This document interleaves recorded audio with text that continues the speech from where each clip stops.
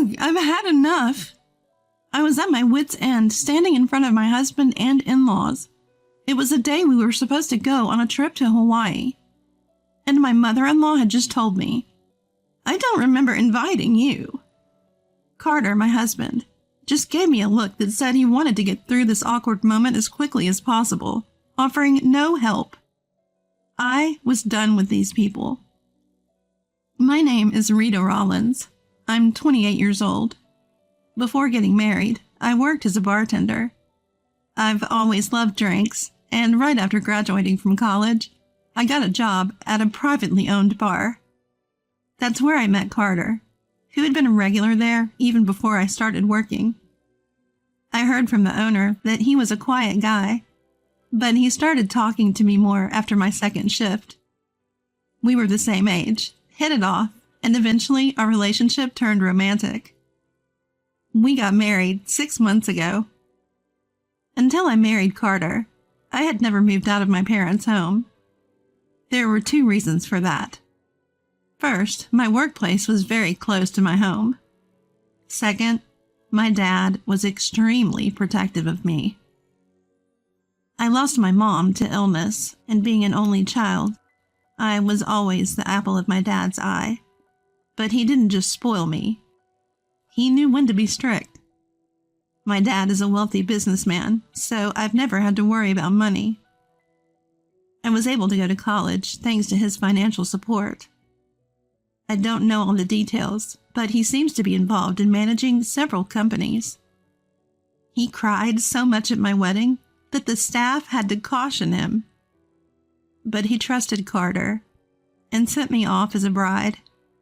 So I finally moved out and started my life with Carter. But reality was different from what I had dreamed. It all started when my mother-in-law began visiting our home. After marrying Carter, I quit my job and became a homemaker. Carter works as a driver for a small transportation company. He leaves early in the morning and comes home late at night, so I had a lot of free time. That's when my mother-in-law started to meddle in my life.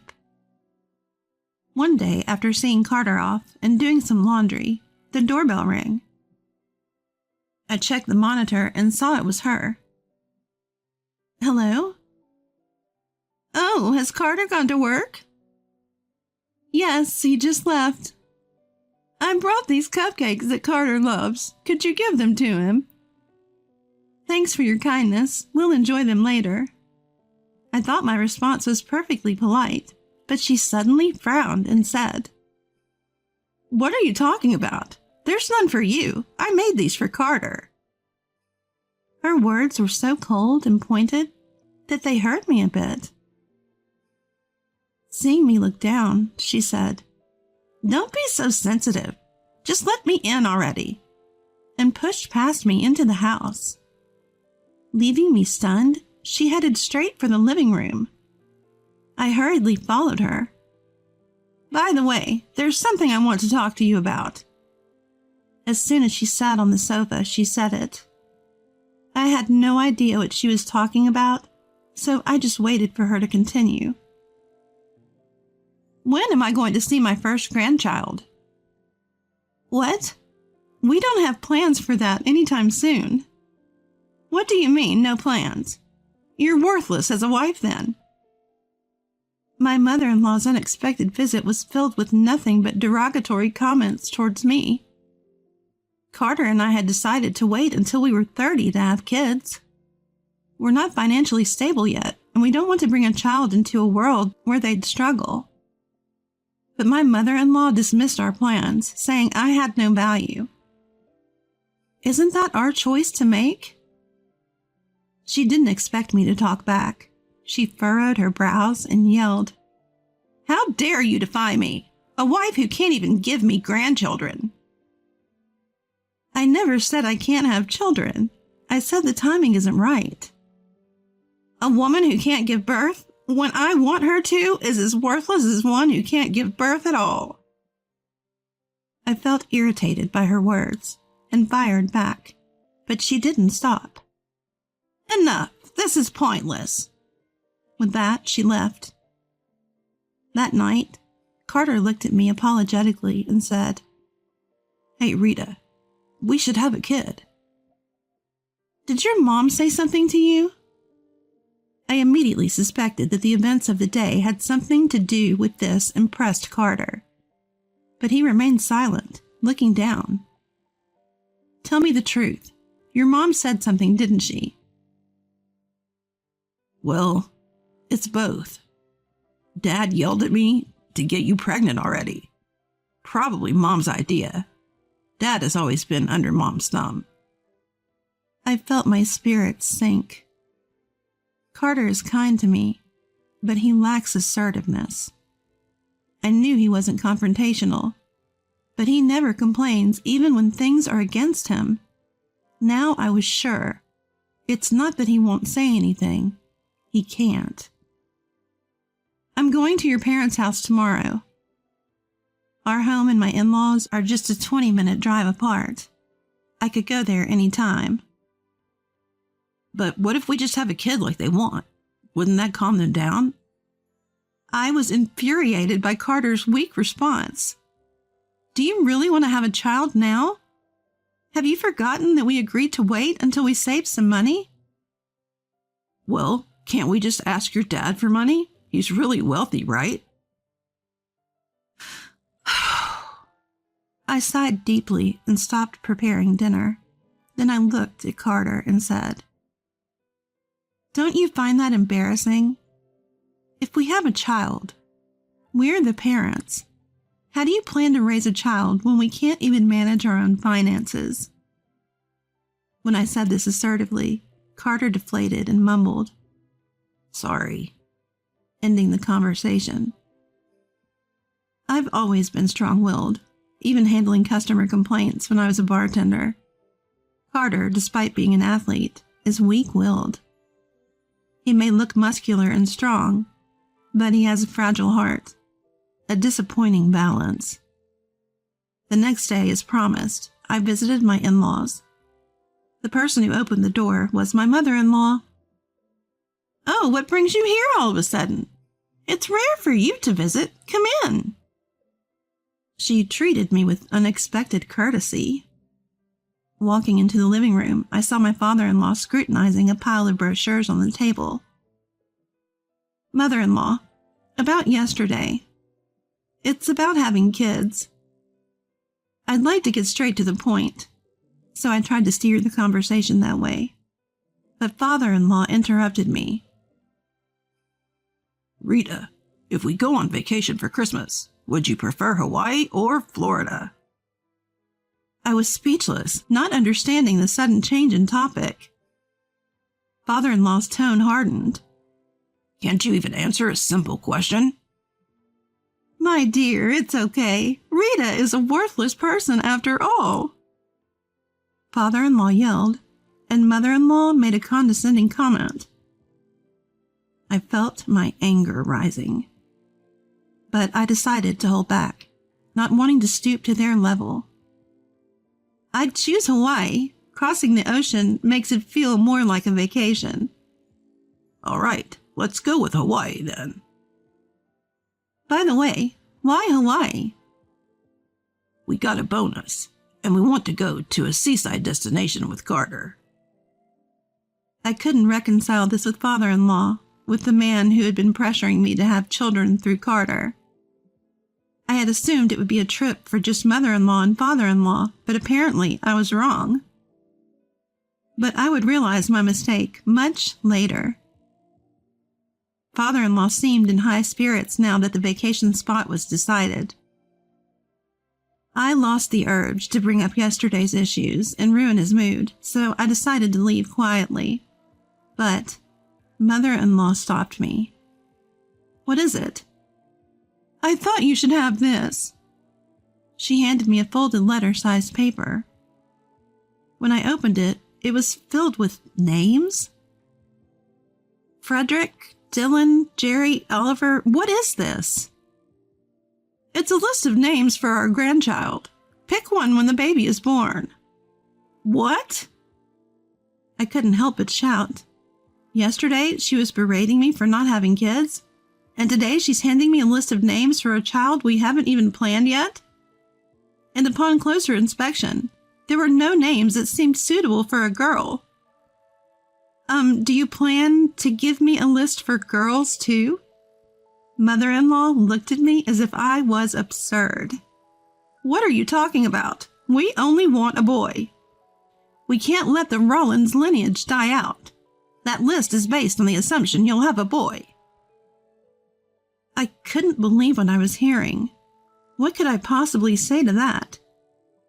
Her way of thinking was so outlandish that I started to question my own sanity. For the first time in my life, I had met someone with such a different sense of common decency. Look, I have many questions, but let's stick to one due to time constraints. What if a girl is born? My voice trembled slightly with suppressed anger. I felt like lunging at mother-in-law right then and there. That's simple. We just won't acknowledge her as our grandchild. If a girl is born, still name her from this list. If you don't like that, then do your best to have a boy. Mother-in-law said this with a mocking smile. Meanwhile, father-in-law was engrossed in online shopping, probably looking for things to take to Hawaii. I caught a glimpse of swimsuit images on his screen. Suddenly, I felt a headache coming on and left my in-laws' house. When I got home, I told Carter about today's events. He just hummed. Not offering much in response. Shouldn't we focus on preparing for Hawaii first? When did they say we were going? You know, I started to speak but stopped myself. Arguing now wouldn't solve anything with Carter. It made more sense to prepare for the upcoming trip. We were leaving this weekend, during the Christmas break, and Carter also had time off from work. We don't have time to buy new stuff. Come to think of it, we don't even have a suitcase. My dad has some. I'll borrow them tomorrow. My dad loves to travel and has several suitcases. Borrowing a couple wouldn't be a big deal. I contacted him on my phone and arranged to pick them up the next day. On the day of the trip, having successfully borrowed the suitcases, Carter and I headed to the meeting point mentioned in a message from mother-in-law to Carter. When we arrived, my in-laws were already there. Sorry to keep you waiting. I apologized as soon as we got there. But my in-laws looked at me strangely. Honey, did you invite Rita? No. What's going on with the both of you? Like Carter, I was clueless about what was happening. Then mother-in-law said with a feigned, innocent expression, "We don't remember inviting Rita." Time seemed to freeze for Carter and me. What do you mean? You said with Carter, didn't you?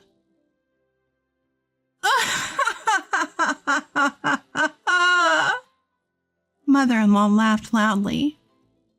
That meant with our parents, too. This isn't the only meeting point. You can't be serious. Of course, we wouldn't invite a useless daughter-in-law. Carter, here's your ticket. Mother-in-law handed the plane ticket to Carter right in front of me. I felt a chilling humiliation, as if I'd been deliberately excluded. It was a huge insult. They must have intentionally misled me, as evidenced by their creepy smiles. When I glanced at Carter, he just looked down, avoiding eye contact. So he won't even help me now. At that moment, I lost all interest in dealing with these people, including Carter. Even if I had gone on the trip, it would never have been a meaningful experience. Fine, whatever, I said, dragging my suitcase filled with pointless hopes and excitement away from the scene. I returned home, unpacked the suitcases, and headed straight to my parents' house. I thought I'd tell them what happened today while returning the unused suitcases. When I arrived, my overprotective dad greeted me with a hug. I found his boyfriend-like hugs a bit annoying, but I was also grateful for his affection. Did you enjoy your trip to Hawaii? He asked with sparkling eyes. He probably wished he could have gone with me, but I shattered that expectation.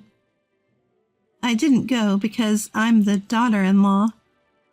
Confused, my dad asked, "What do you mean?" As to answer his question, I recounted everything that had happened up to today. That's terrible, especially on Carter's part. A husband's job is to protect his wife, even if the opponents are his own parents. I had to stand up to my in-laws who opposed our marriage, and that's how I got to marry your mom. My dad said. He's a cheerful guy who mixes humor into his conversations, making them enjoyable. But his eyes weren't laughing this time. Is Carter's dad's name Fred Rollins, and he works at New Wave Corporation, right? I didn't know why he was asking, but I nodded because he was correct. Just leave the rest to Daddy, he said with a smile, ending the conversation. The day Carter and his parents were supposed to return from Hawaii arrived. I was summoned by my dad, and we headed to the airport together. We waited in the arrival lobby for Carter and his parents. 30 minutes later, they emerged, talking and laughing. My dad immediately approached the trio. I hurriedly followed. Carter was the first to notice my dad. He stopped dead in his tracks, looking as if he'd seen a ghost. His parents noticed his reaction. Just as mother-in-law asked Carter, "What's wrong?" My dad spoke up. "Hello, I'm Rita's father." The three reacted nervously to his words. Hello." Father-in-law responded with his tone much weaker than when he had spoken to me. "Do you know why I'm here?" The aura my dad emitted was intense. He's built a massive fortune over the years and knows how to control a conversation. The three seemed to know what this was about. They looked down, trying to avoid the issue. My dad took a step closer and said, "I heard my daughter was excluded from the Hawaii trip. Is that correct?" Well... "Carter, didn't I tell you to take good care of my daughter when you asked for her hand in marriage? You've betrayed that trust, haven't you?" Carter glanced at my dad's face for a moment, then quickly looked away, mumbling, "I'm sorry." But my dad didn't let that go. "Apologizing means you've done something wrong, doesn't it, Mr. Rollins?" Both Carter and mother-in-law were at a loss for words. Though the airport was bustling, our corner felt like a different world. Thanks to my dad steering us to a less crowded area, no one was paying us much attention. "Mr. Rollins, let me make one thing clear. If you don't honestly tell me what happened, I won't forgive you." On the defensive, Carter and his parents finally had father-in-law speak up, perhaps to save face. "What do you mean, won't forgive? What are you planning to do?" "I'll shut down your workplace." "Haha, what a joke." Father-in-law started laughing but trailed off as he met my dad's serious gaze. "You work at New Wave Corporation, right? The bank recently approached me about providing funding and management reforms for New Wave. If I decide it's not worth saving, the bank wants to pull its funding before the debt grows any further. I was considering helping out, given that it's the company where my daughter's father-in-law works, but it seems like it's not worth it after all." For the first time, father-in-law's eyes, which had been locked down on me, began to twitch. "You can't mix personal matters with business. You'll leave not just me, but the other employees out on the street." Father-in-law's face turned pale, but my dad was relentless. "I don't mind. It's a company that is bound to fail sooner or later. Besides, my daughter is more important than employees losing their jobs. I really wanted Carter to take on this role, but it seems I misjudged him. Sorry, Rita. My intuition failed me this time." Carter looked miserable, unable to argue against the accusations. From my perspective, I felt more secure with someone like my dad who truly cared about me. "Come on, both of you. Stand up for yourselves. Say something, darlings. You too, Carter." Mother-in-law was panicking, but my dad didn't let her off the hook either. "Mrs. Rollins, you're also part of the problem, aren't you?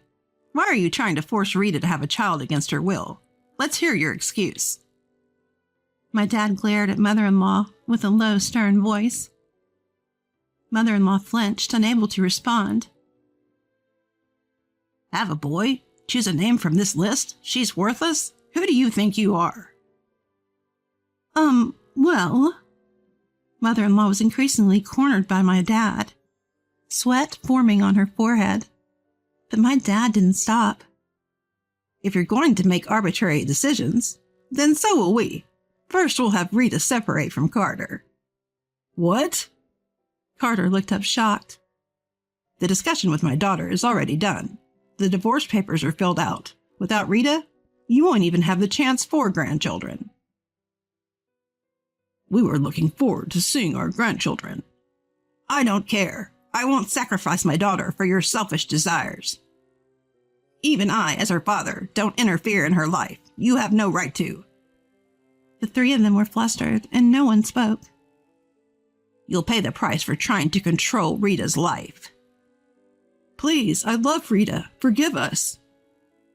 At the very end, Carter pleaded with my dad, but my dad merely glanced at him. "That's not for me to decide." When my dad's gaze turned to me, I clearly said, "Please don't include me in your lives anymore. Goodbye," rejecting Carter's plea. Carter groaned, "Oh!"